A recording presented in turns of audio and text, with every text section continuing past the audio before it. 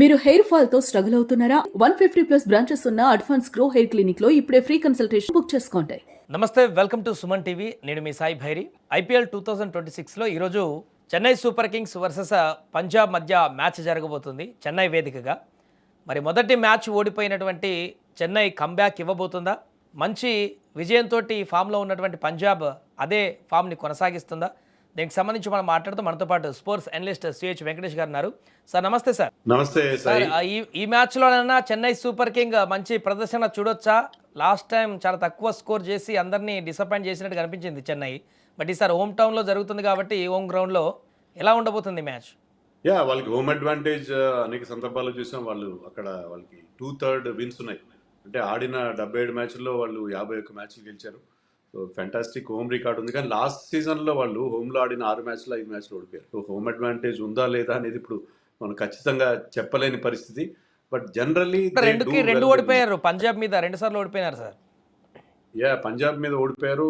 అదిగాక పంజాబ్కి అగేన్స్ట్గా వీళ్ళ record, overall record ఎలా ఉన్నా లాస్ట్ 10 మ్యాచెస్లో 7 మ్యాచెస్ ఓడిపోయారు. సో పంజాబ్కి టెరిఫిక్ రికార్డ్ ఉంది వాళ్ళకి ఆఫ్ లేట్ చెన్నై పైన. బట్ మ్యాచ్ స్టార్ట్ అయిన తర్వాత హోమ్ అడ్వాంటేజ్ ఇవన్నీ కాకుండా ఆ రోజు ఎవరైతే బాగా ఆడతారో వాళ్ళు గెలుస్తారు. మనం చూస్తుంది ఏంటంటే ప్రతి మ్యాచ్లో ఎవరైనా ఒక మంచి ఇన్నింగ్స్, మంచి బ్యాటింగ్ పర్ఫార్మెన్స్ లేకపోతే మంచి బౌలింగ్ పర్ఫార్మెన్స్ ఉంటే అది మ్యాచ్ని గెలిపించబడడం కూడా మనం చూసాం. So anything can happen in T20s. Sir, Brevis కూడా ఈ మ్యాచ్లో ఉంటాడనేటువంటి వార్త కూడా తెలుస్తుంది. సో బ్రేవిస్ వచ్చాడంటే కొంత బ్యాటింగ్లో స్ట్రాంగ్గా కనిపించేటువంటి అవకాశం వచ్చాయి ఈసారి. బ్రేవిస్ ఆడతాడని అనుకోను. అతను నెట్ ప్రాక్టీస్లో ఉన్నట్టు వార్తలు వచ్చినాయి కరెక్టే, కానీ అతను జస్ట్ త్రో డౌన్ స్పేస్ చేశాడు. డిఫెన్స్ మాత్రం అంటే ప్రిపేర్ అవుతున్నాడు. అది ఇంకా సైడ్ స్ట్రెయిన్ ఉంది, పూర్తిగా కోలుకున్నట్టుగా లేదు. సో బ్రేవిస్ ఆడకపోవచ్చు అని మనకి లేటెస్ట్ ఇన్ఫర్మేషన్. అలాగే ధోని కూడా కొంతసేపు నెట్ ప్రాక్టీస్ చేసిన మాట వాస్తవం, కానీ ధోని ఇంకా తన కాలి గాయం నుంచి ఇంకా కోలుకోలేదు. సో వాళ్ళిద్దరూ ఉండే ఛాన్సెస్ చాలా తక్కువగా ఉన్నాయి.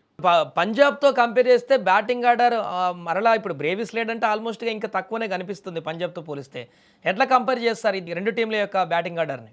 అంటే చెన్నై బ్యాటింగ్ ఆర్డర్ బాగుంది, చాలా బాగుంది యాక్చువల్గా. ఎందుకంటే అక్కడ మీకు సంజు శాంసన్, రుతురాజ్ గైక్వాడ్, శుభమ్ దూబే లాంటి ప్లేయర్స్ ఉన్నారు. మాథ్యూ షాట్ కూడా బిగ్ బ్యాష్లో చాలా మంచి ప్లేయర్ అతను, ఒక టీం కెప్టెన్ కూడా అనుకుంటా.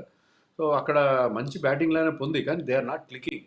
అది కాకుండా వాళ్ళు ఏంటంటే they are in the process of rebuilding the side. అంటే ఇప్పుడు సీనియర్స్ అందరూ, జడేజా లాంటి వాళ్ళందరూ వెళ్ళిపోయిన తర్వాత, అలాగే ధోని కూడా 1 ఫుట్ అవుట్ ఉన్నాడు. సో వాళ్ళు వెళ్ళిపోయిన సందర్భాల్లో కొత్త కుర్రాళ్ళకి ఆయుష్ మాత్రే, ప్రశాంత్ వీర్, కార్తిక్ శర్మ, అంశుల్ కాంబోజ్ ఇలాంటి వాళ్ళతో యూత్ ఎలిమెంట్ని ఇంజెక్ట్ చేసి కొత్తగా వాళ్ళు టీంని రీబిల్డ్ చేసే ఆ ప్రాసెస్లో ఉన్నారు.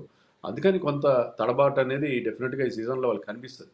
అదిగా రుతురాజ్ గైక్వాడ్ వాళ్ళ కెప్టెన్ కూడా ఏమన్నాడంటే కొత్త కుర్రాళ్ళు కొద్దిగా ఫెయిల్ అవుతారు, మనం ఆ ఫెయిల్యూర్స్ని టాలరేట్ చేయాలి, కొంత టైం ఇవ్వాలి వాళ్ళకి అన్నట్టుగా మాట్లాడారు. సో చెన్నై బ్యాటింగ్ ఆర్డర్ నన్ను అడిగితే బాగానే ఉంది వాళ్ళకి. ఎందుకంటే శుభమ్ దుబే, సంజు శాంసన్, రుతురాజ్ లాంటి ప్లేయర్స్ ఉన్నారు కాబట్టి they can still do well I think.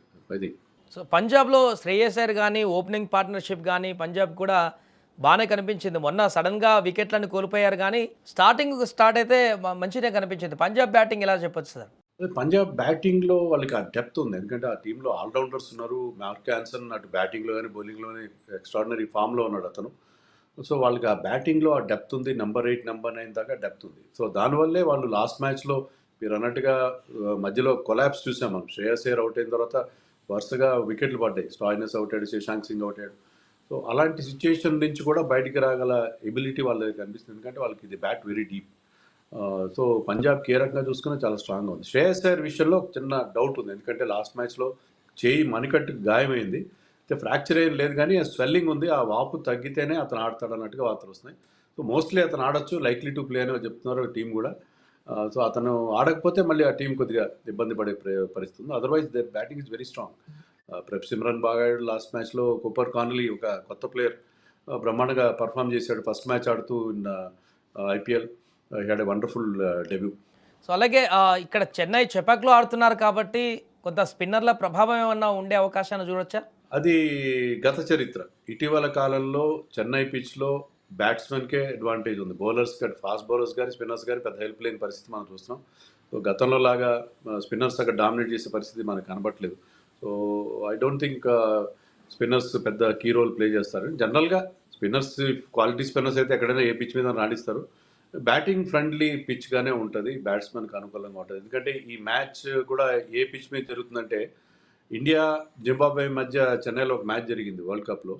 ఆ మ్యాచ్లో ఇండియా ఫస్ట్ బ్యాటింగ్ చేసి 256 చేశారు.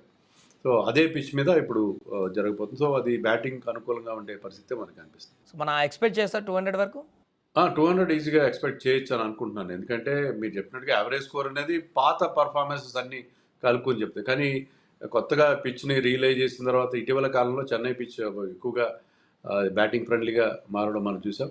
సో అందుకని 200 వచ్చే అవకాశాలు ఉన్నాయి, depending on the bowling of the opposition. Particularly Punjab bowling is very very strong. ఏ రకంగా చూసుకున్నా చాలా స్ట్రాంగ్ బౌలింగ్ లైనప్ వాళ్ళకి కనిపిస్తుంది. సో ఓవరాల్గా ఈ రెండు టీములలో కొంత ఈరోజు గెలవడానికి దేనికి ఎక్కువ ఎడ్జ్ ఉండేటువంటి అవకాశాన్ని మనం చెప్పుకోవచ్చు. అంటే పంజాబ్ వాళ్ళ ఫస్ట్ గేమ్ గెలిచారు, కాస్త తడబడినా కూడా వాళ్ళకున్న ఆ బ్యాటింగ్ బౌలింగ్ ఆల్రౌండ్ ఎబిలిటీతో ఫస్ట్ మ్యాచ్ గెలవడం మనం చూసాం. సో పంజాబ్కి అడ్వాంటేజ్ ఉంటుందని అనిపిస్తుంది. చెన్నై ఫస్ట్ మ్యాచ్ చాలా పెద్ద తేడాతో ఓడిపోయారు. సో ఆ నేపథ్యంలో I think Punjab will start as favourites. But నేను చెప్పినట్టుగా సంజు శాంసన్ లాంటి వాళ్ళు కానీ, Ruturaj, Shivam Dube, they're all match winners. వాళ్ళు కనుక బాగా పర్ఫామ్ చేస్తే చెన్నై గెలిచే అవకాశం ఉంటుంది. చెన్నైకి ఈసారి అడ్వాంటేజ్ ఏంటంటే లాస్ట్ మ్యాచ్లో ధోని మైదానంలో లేడు. ధోని లాస్ట్ మ్యాచ్లో గౌహటీలో టీంతో పాటు ట్రావెల్ చేయలేదు, అది గాయం వల్ల. ఈసారి అతను టీంతో పాటు ఉన్నాడు. సో అతని గైడెన్స్, అతని ఇన్స్పిరేషన్ టీంని డిఫరెంట్గా పర్ఫామ్ చేసేలా చేయొచ్చు అని చెప్పి మనం ఎక్స్పెక్ట్ చేయొచ్చు. టాస్ ఏమన్నా కీలకంగా మారేటువంటి అవకాశం ఉందా సార్? టాస్ గెలిస్తే జట్టు బ్యాటింగ్కి వెళ్ళొచ్చా, బౌలింగ్కి వెళ్ళొచ్చా? జనరల్గా టాస్ గెలిచిన టీం బౌలింగ్ తీసుకుంటారు. అయితే ఫస్ట్ బ్యాటింగ్ చేస్తే గెలవరనే రూల్ ఏం లేదు, గెలుస్తారని చెప్పి నిన్న ఎస్ఆర్హెచ్ టీం ప్రూవ్ చేసింది. ఫస్ట్ బ్యాటింగ్ చేస్తూ పెద్ద స్కోర్ బోర్డు మీద పెట్టి వాళ్ళు మ్యాచ్ని 65 రన్స్ తేడాతో గెలిచారు. సో జనరల్గా ఏంటంటే టాస్ గెలిచిన టీంకి అడ్వాంటేజ్ ఉంటుంది ఫస్ట్ బౌలింగ్ చేస్తే.